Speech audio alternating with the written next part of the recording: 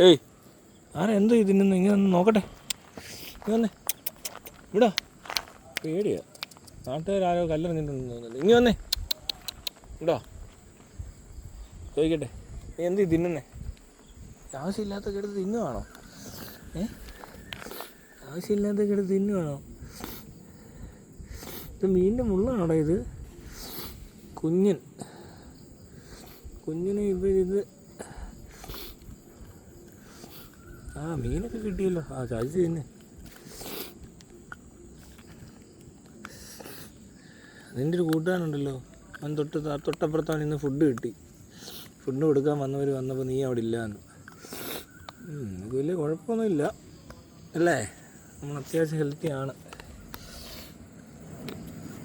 ഇത് തന്നെ പോവാ.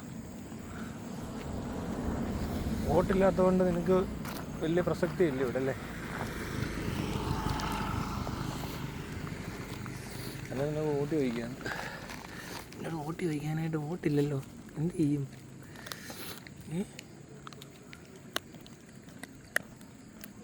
പാവം കൊച്ചു വെട്ടി എല്ലാം മീനിൻ്റെ മുള്ളൊക്കെ അടിച്ച് കയറ്റുക. എന്നാലും രക്ഷപ്പെട്ടു ആള്. നോക്കുന്നുണ്ടോ?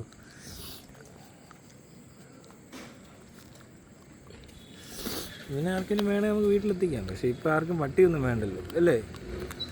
ഇവിടെ തന്നെ കിടന്ന് വളർന്നാൽ മതി കേട്ടോ. ഇനി ഇഞ്ചക്ഷൻ്റെ സമയമാകുമ്പോൾ നമുക്ക് ഇനിയിപ്പോൾ ഈ നാട്ടിലുള്ള സകല പട്ടിയുടെ ഇഞ്ചക്ഷൻ്റെ റിപ്പോർട്ട് എടുക്കാൻ പോവാം തിരുവല്ലയിൽ. ഇനി തിരുവല്ല ഈ സ്ട്രേ ഡോഗ്സ് എന്ന് പറഞ്ഞുകൊണ്ട് കാണിച്ചു കൂട്ടുന്നതിനകത്തുള്ള എന്തൊക്കെ മാറ്റങ്ങൾ വരുത്താൻ പറ്റുമെന്ന് ഞാൻ നോക്കട്ടെ. എന്നാലും നമ്മൾ ഇലക്ഷന് മത്സരിച്ചു. ഇനി ഈ ഒരു ഏരിയ ഒന്ന് പിടിച്ചു നോക്കാം അല്ലേ? ഈ പാവങ്ങളെ കൊല്ലുന്നതും എല്ലാം ഒന്ന് നല്ല രീതിയിൽ. അയ്യോ, മലന്നും കിടന്നു ഉടനെ നീ ചൊറിയാനായിട്ട് പന്നെ. ആരെങ്കിലും തൊട്ട ഉടനെ അങ്ങ് മലന്നും കിടന്നേക്കണം കേട്ടോ. ഉടനെ മലന്ന് കിടന്ന് തിന്നാതെ പൊട്ടാ. സാവു കിടക്കുന്നുണ്ട്, മലന്ന് കിടന്ന് തിരിഞ്ഞ് കിടക്കും. ഒന്നാമതേ ഭയങ്കര കട്ടിയാ, ചവച്ചിട്ടൊന്നും ആവുന്നില്ല. ഇവിടുത്തെ 2 പിള്ളേരാണ്, 2 പേരുണ്ട്. ഒരാളൊരു കറുത്ത ഒരാളുമുണ്ട്, ഒരു ബ്രൗൺ ഒരാളുമുണ്ട്. പല സ്ഥലത്തും പല പിള്ളേരെ കാണാൻ സാധിച്ചിട്ടുണ്ട്. ഈ പട്ടിയെ നിങ്ങൾ വന്ധീകരിക്കുമ്പോൾ പെൺപട്ടി വേണം വന്ധീകരിക്കാൻ, അല്ലാതെ ആൺപട്ടിയെ വന്ധീകരിക്കരുത്. പെൺപട്ടിയുടെ യൂട്രസ് എടുത്ത് കളയലാണ് ഏറ്റവും എന്താ പറയുക ഉറപ്പ്. നമുക്ക് ഒരു കാരണവശാലും പട്ടി പ്രസവിക്കത്തില്ല. അതേസമയം ഈ നാടൻ പട്ടികൾ ആൺപട്ടികളെ കുറേ എണ്ണത്തിന് വന്ധീകരിക്കും. പിന്നെ എവിടെ നിന്നേലും ഒരാൾ കൊണ്ട് വീട്ടിൽ വളർത്തിയിട്ട് കൊച്ചുങ്ങളുണ്ടാകുമ്പോൾ കൊണ്ട് കളയുന്നത് വലുതായി വരുന്ന നേരം കൊണ്ട് അത് വീണ്ടും ക്രോസ് ആകും. ഇതിവർക്ക് മനസ്സിലാവാത്തതുകൊണ്ടല്ല. ഇവർക്ക് എൻ്റെ 5 വർഷത്തെ പൈസ എടുത്ത് എനിക്ക് തരാമെങ്കിൽ ഞാനത് 2 വർഷം കൊണ്ട് ഈ പ്രശ്നം സോൾവ് ചെയ്ത് തരാം. മനസ്സിലായോ? എൻ്റെ അല്ല, ഇനി അങ്ങോട്ട് ആ സംഭവം നടക്കത്തില്ല. ചിലപ്പോൾ ഇതിൻ്റെ സ്ട്രീറ്റ് ഡോഗ്സിൻ്റെ പിന്നെ ഒരു 5 വർഷമല്ല, ഒരു 15 വർഷം കഴിഞ്ഞാൽ പിന്നെ സ്ട്രീറ്റ് ഡോഗ്സ് കാണത്തേ ഇല്ല. അതുപോലെ നമുക്ക് ആക്കാൻ പറ്റും. പേടിപ്പിക്കാതെ. ഓ എൻ്റെ അമ്മോ, ആരെ പേടിപ്പിക്കുന്നത്? അവിടെ ഒരാൾ നിൽക്കുന്നുണ്ട്. എടാ, ആൾ പേടിച്ചു പോയി കേട്ടോ. ഇവൻ എന്തോ ചെയ്യുന്നറിയോ? നമ്മളിപ്പോൾ മാറി ഇവൻ നമ്മുടെ പുറകെ വരും പേടിച്ചിട്ട്. കണ്ണോണേ, ഞാൻ പോവാ. ഇപ്പോഴേ കലിപ്പ്. അങ്ങോട്ട് ചെല്ലുവാ. ആരെയാന്ന് നോക്കിയാ വെല്ലുവിളിച്ചേക്കുന്നത്? എടാ, ഇവൻ ധൈര്യം തന്നെ കേട്ടോ. അല്ലാതെ ഞാൻ ഓർത്ത് എൻ്റെ കൂടെ വന്നിട്ട് ഈ ചാട കാണിക്കുന്നതെന്ന്.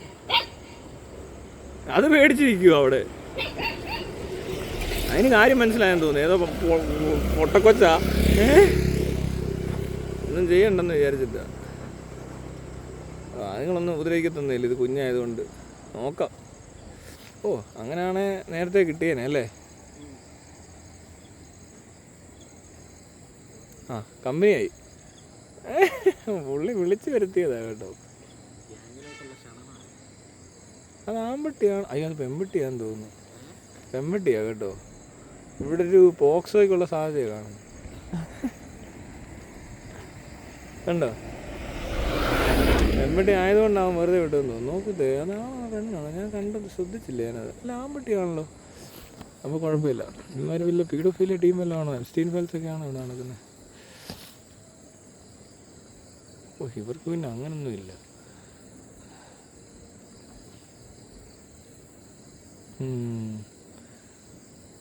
പെൺപട്ടികൾക്ക് പേടിക്കണ്ട, ആൺപട്ടികൾ കടിച്ചു കൊല്ലത്തില്ല.